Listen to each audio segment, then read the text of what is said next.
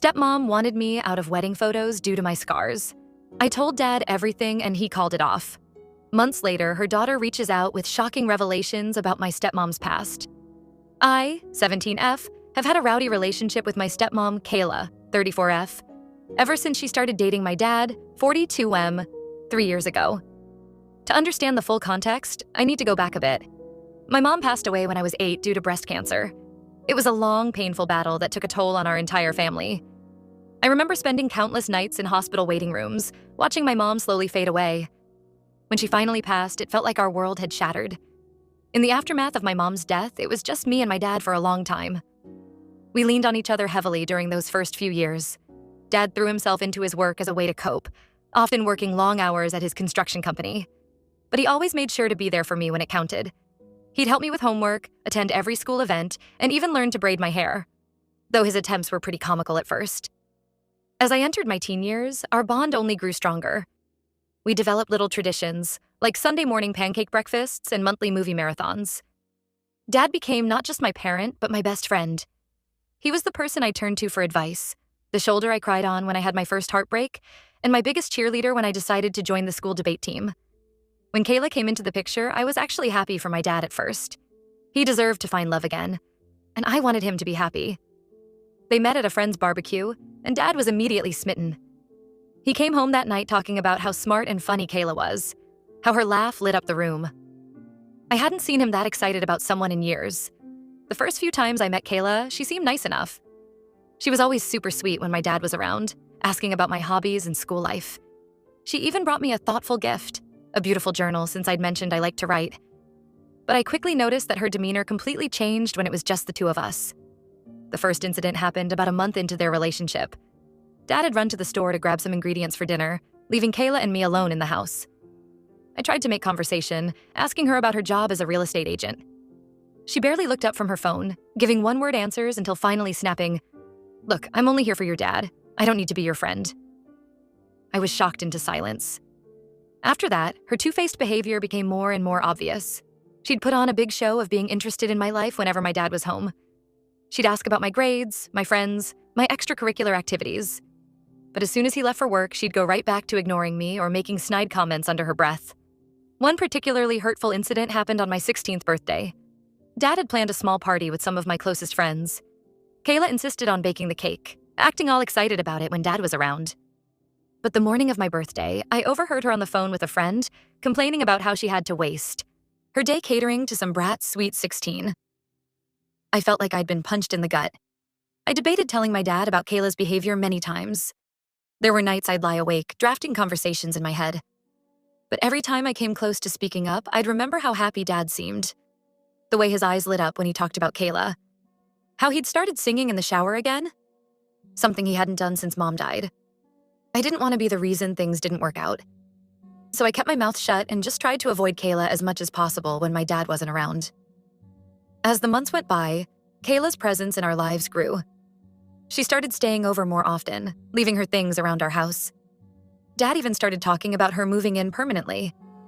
The thought made my stomach churn, but I plastered on a smile and said I was fine with it. I told myself I could handle it for Dad's sake.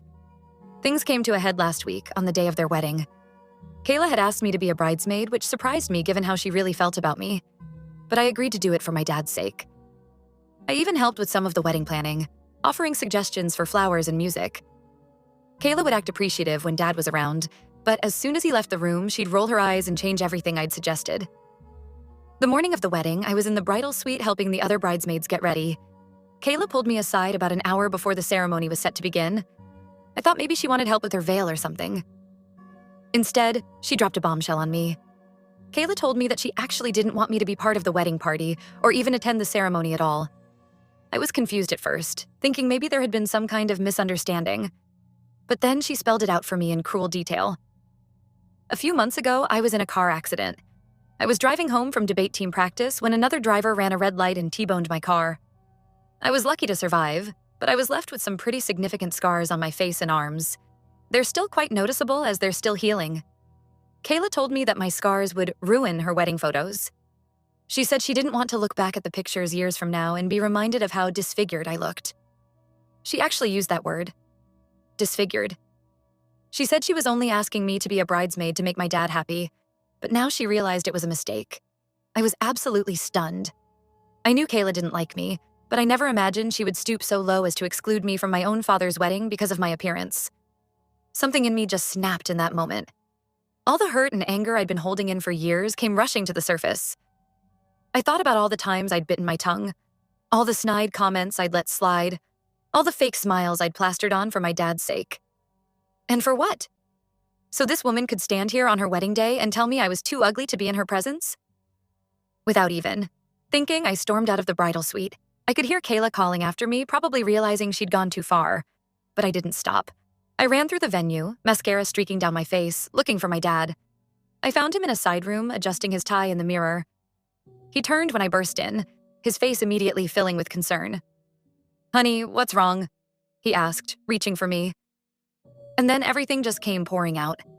I told him everything. How Kayla had been treating me behind his back for years, all the two-faced behavior, and now this final cruel act of trying to ban me from the wedding because of my scars. I was sobbing so hard I could barely get the words out, but once I started, I couldn't stop. My dad listened in shocked silence, his face growing darker with each revelation. When I finally finished, he pulled me into a tight hug. "I am so sorry," he whispered, his voice thick with emotion. I had no idea. God, I'm such an idiot. What happened next is a bit of a blur. My dad immediately called off the wedding, to the shock of the guests who had already started to arrive. He told Kayla to leave and not come back. There was a lot of yelling and crying, mostly from Kayla and her family. I just sat in a corner, feeling numb. In the aftermath, Kayla has been telling anyone who will listen that I'm a lying, manipulative brat who made up stories to ruin her big day because I was jealous. Some of her family and friends have been harassing me on social media, calling me horrible names. My dad is furious and threatening legal action if they don't stop.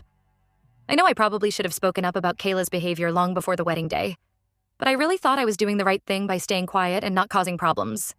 Now I feel guilty for blowing up their relationship at the last minute and causing all this drama. But at the same time, I'm relieved that my dad finally knows the truth. So, Reddit?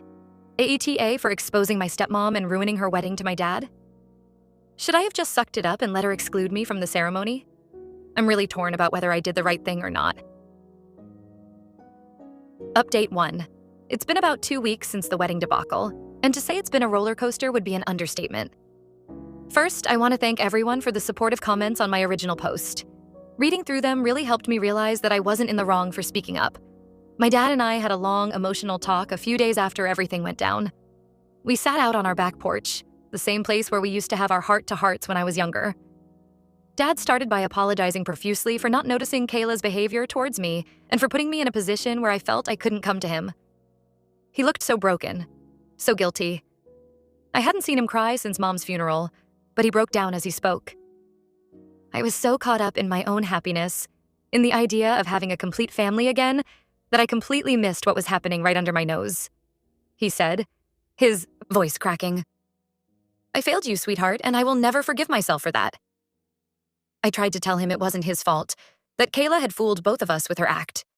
But he shook his head, insisting that as my parent, he should have been more observant, more attuned to my feelings. He told me that I'm the most important person in his life and that he'd choose me over anyone else, no questions asked. It felt really good to hear that and helped ease a lot of the guilt I'd been feeling. We talked for hours, rehashing the past 3 years and all the incidents I'd kept bottled up. Dad listened intently, asking questions and expressing his shock and anger at some of Kayla's crueler actions. He was particularly upset about the incident on my 16th birthday, saying he remembered how quiet and withdrawn I'd been that day, but had chalked it up to typical teenage moodiness. As we talked, I felt like a weight was lifting off my shoulders. For so long, I'd been carrying around this secret burden, trying to protect my dad's happiness at the expense of my own. It was liberating to finally let it all out. Kayla, on the other hand, has been on an absolute rampage since the wedding. She's been posting nonstop on social media, twisting the story to make herself look like the victim. According to her posts, I am an evil, conniving little bitch who has been plotting to sabotage her relationship with my dad from day one. She claims I made up lies about her treatment of me because I was jealous and didn't want to share my dad's attention. The worst part is, she's been using photos of me from before and after my accident to mock my appearance. She posted side-by-side pictures with captions like, "No wonder she didn't want me to have a picture-perfect wedding," and "Would you want this monster in your family photos?" Seeing those posts was like a punch to the gut, I've struggled so much with my self-image since the accident, and Kayla's cruel words brought all those insecurities rushing back. My dad was livid when he found out about the posts. He immediately called Kayla and tore into her, threatening legal action if she didn't take everything down and stop harassing me. I've never heard him so angry. He was practically shaking with rage as he yelled into the phone. Kayla actually had the nerve to call me right after, screaming and cursing at me for tattling to my dad. She called me every name in the book, saying I'd ruined her life and that she'd make me pay. I hung up on her and blocked her number, my hands trembling. The online harassment from Kayla's friends and family has gotten worse too. I've been getting nasty messages and comments calling me all sorts of awful names.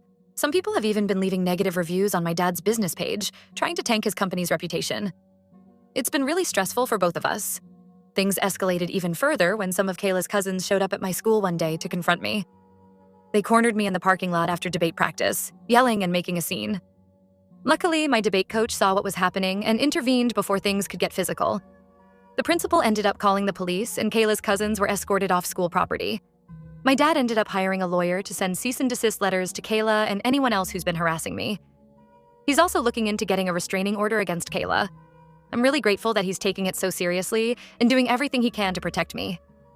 Through all of this, I've been struggling with anxiety and having trouble sleeping. The constant online abuse and fear of Kayla or her family showing up somewhere has really taken a toll. I keep having nightmares about the wedding day, reliving that moment in the bridal suite over and over. My grades have started to slip, and I've been withdrawing from my friends. My dad suggested I talk to a counselor, which I'm considering. For now, I'm trying to stay off social media and surround myself with supportive friends and family. My debate team has been amazing, rallying around me and offering their support. They even organized a little self-care night for me, complete with face masks and cheesy movies. I know things will eventually blow over, but right now it still feels like I'm in the middle of a storm. I'm just trying to take it one day at a time and remind myself that I did the right thing by telling the truth, no matter how much Kayla tries to paint me as the villain. I just hope that someday soon, I can look in the mirror and not see the monster Kayla claims I am, but the strong, resilient person my dad assures me I've become. Update 2. It's been about a month and a half since my last update, and thankfully things have calmed down considerably. The cease and desist letters from our lawyer seem to do the trick. Kayla and her cronies have finally stopped harassing me online and in person. It's been such a relief to not have to constantly look over my shoulder or worry about what nasty comment I might see next. My dad and I decided to take a little vacation to decompress from all the drama. We spent a week at this beautiful lakeside cabin, just hiking, fishing, and enjoying nature. It was exactly what we both needed. The cabin was pretty rustic. No Wi-Fi or TV, just books and board games and each other's company. At first, I was worried about being so disconnected, but it ended up being incredibly refreshing. We fell into an easy routine. We'd wake up early, make a big breakfast together. Dad's pancakes are still unbeatable. And then head out for a hike or a fishing trip. In the evenings, we'd sit out on the dock, watching the sunset and talking about everything and nothing. One night, as we sat around the campfire roasting marshmallows, my dad opened up to me about his relationship with Kayla in a way he never had before. He admitted that there were red flags he'd ignored because he was so desperate to not be alone anymore. "After your mom died," he said, staring into the flames. I was lost. For years, it was like I was just going through the motions of living. When I met Kayla, it felt like I was waking up again. I think I was so excited to feel something, anything, that I overlooked a lot of things I shouldn't have. He went on to share some incidents that had given him pause, times when Kayla had been rude to waitstaff or made dismissive comments about his friends. But he'd always rationalized it away, telling himself that nobody was perfect and that these were small prices to pay for happiness. "I felt guilty for being happy," he admitted. "Like I was betraying your mom's memory. I think that's part of why I clung so hard to the relationship with Kayla, even when things didn't feel quite right. I was trying to prove to myself that it was okay to move on." Hearing my dad be so vulnerable and honest was really powerful. I realized that in my own hurt and anger towards Kayla, I hadn't fully considered how complex the situation must have been for him. It didn't excuse his obliviousness to her treatment of me, but it helped me understand it a bit better. We also talked about my mom for the first time in years. Up until then, mentions of mom had been rare and usually tinged with sadness. But that night, Dad shared some stories about her that I'd never heard before. He told me about their first date, where mom had spilled wine all over herself, and Dad had given her his jacket to cover up the stain. He talked about how she used to sing off-key in the shower every morning, and how it drove him crazy, but he also loved it. As we talked, we pulled out some old photo albums we'd brought along. There were pictures I'd never seen before. Mom and Dad on their wedding day, Mom pregnant with me. The three of us in the hospital right after I was born. Looking at those photos, seeing how happy and full of life Mom was, I felt a connection to her that I hadn't in years. My dad got choked up as we looked through the albums. "Your mom would be so proud of the young woman you've become," he said, squeezing my hand. "She had such a strong sense of justice, just like you. She never would have put up with the way Kayla treated you." Those words meant the world to me. For so long, I'd felt disconnected from my mom's memory. Hearing my dad say that she would be proud of me helped bridge that gap a little. When we got back home from our trip, I was surprised to find a letter waiting for me. It was from Kayla's daughter Megan, 19F, who I'd only met a handful of times. In the letter, Megan apologized for not speaking up sooner about her mom's behavior. She said she'd witnessed how Kayla treated me behind my dad's back and felt awful for staying silent. Megan went on to share that Kayla had been similarly two-faced and manipulative throughout her own childhood. She described walking on eggshells around her mom's mood swings and never knowing which version of Kayla she'd get from day to day. Reading her words, I felt a mix of validation and sadness. Validation that I wasn't crazy or making things up, but sadness that Megan had to grow up with that toxicity. She shared a particularly painful memory from her 13th birthday. Kayla had promised to throw her a big party, but at the last minute decided she'd rather go on a weekend trip with her friends. She left Megan alone with a frozen pizza and didn't even call to say happy birthday. It was heartbreaking to read about the ways Kayla had let her own daughter down time and time again. The letter ended with Megan saying she was going to cut contact with her mom and focus on healing. She said she hoped that one day, when we've both had time to process everything, maybe we could grab coffee and talk. I'm not sure if I'm ready for that yet, but I appreciated her reaching out. Overall, I'm feeling much more at peace these days. The nightmare with Kayla is behind us, and I'm excited to move forward and focus on my senior year of high school. My dad and I are planning to start volunteering at the local animal shelter together, which I'm really looking forward to. It feels good to have a project we can work on together, something positive to focus on after all the negativity. I've also been thinking a lot about my future lately. Before all this happened, I was pretty set on going to the local state school, but now I'm considering applying to some out-of-state colleges. The idea of a fresh start somewhere new is appealing. My dad has been really supportive, helping me research schools and even talking about taking some college tours next spring. As for my scars, they're slowly but surely fading. I've been using the scar treatment cream my doctor recommended, and it seems to be helping. More importantly, I'm working on accepting them as part of who I am now. They're a reminder of what I've survived, both physically and emotionally. Life isn't perfect, but it's pretty good. I know there will probably be more challenges ahead, but I feel stronger and more prepared to face them. I'm grateful for my dad, for my true friends who stuck by me through all of this, and for the chance to start this new chapter of my life. Update 3. It's hard to believe it's been 6 months since the wedding fiasco. So much has changed, mostly for the better. I'm halfway through my senior year now and busy with college applications. My dad has been amazing, helping me research schools and work on my essays. We're planning a road trip over spring break to visit some of my top choices. I've been throwing myself into my schoolwork and extracurriculars. I'm captain of the debate team this year, and we just won our regional competition. It feels good to focus on something I'm passionate about and to see my hard work paying off. My grades have bounced back too, and I'm even in the running for valedictorian. I ran into Kayla at the grocery store last week, which was awkward to say the least. I was in the produce section picking out apples when I heard her voice behind me. My stomach immediately knotted up. I turned around and there she was, looking nothing like the polished, put-together woman I remembered. Kayla looked terrible. Dark circles under her eyes, messy hair, ratty clothes. For a split second, I almost felt bad for her. But then she opened her mouth and started spewing venom, calling me a homewrecker and saying I'd ruined her life.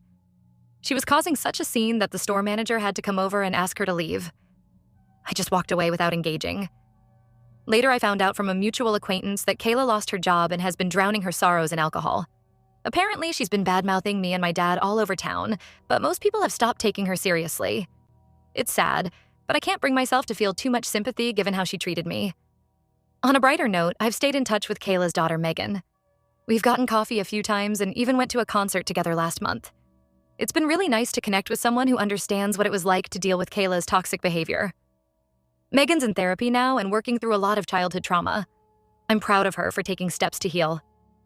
Megan shared some more stories about growing up with Kayla that made my heart ache. Like how Kayla would often forget to pick Megan up from school, leaving her waiting for hours. or how she'd make elaborate promises about family vacations or special outings, only to back out at the last minute. It's clear that Kayla's manipulative behavior wasn't just limited to her relationship with me and my dad. My dad started dating again recently, which was weird at first. But his new girlfriend, Lisa, seems really sweet and genuine. She makes an effort to connect with me and never tries to force a mother-daughter dynamic. It's refreshing after everything with Kayla. Lisa lost her husband to cancer a few years ago, so she and my dad bonded over their shared experiences of grief and single parenthood. The first time Lisa came over for dinner, I was really nervous, but she immediately put me at ease, complimenting my debate team trophies and asking genuine questions about my college plans. She even brought over some homemade cookies, remembering that my dad had mentioned I loved snickerdoodles. It was such a small gesture, but it meant a lot. As for me, I'm feeling stronger and more confident than ever. The scars from my accident have faded significantly. I actually did a photo shoot recently for a body positivity campaign at my school. Seeing those photos and how far I've come both physically and emotionally was really powerful. I've also started opening up more to my friends about everything that happened with Kayla. For a long time, I kept it all bottled up, not wanting to burden anyone. But I'm learning that it's okay to lean on people and ask for support when I need it. My friends have been incredibly understanding and supportive. Looking back on everything that happened with Kayla, I'm glad I found the courage to speak up when I did. It was hard and messy, but ultimately it led to so much positive change in my life. I'm excited to see what the future holds as I finish high school and move on to the next chapter.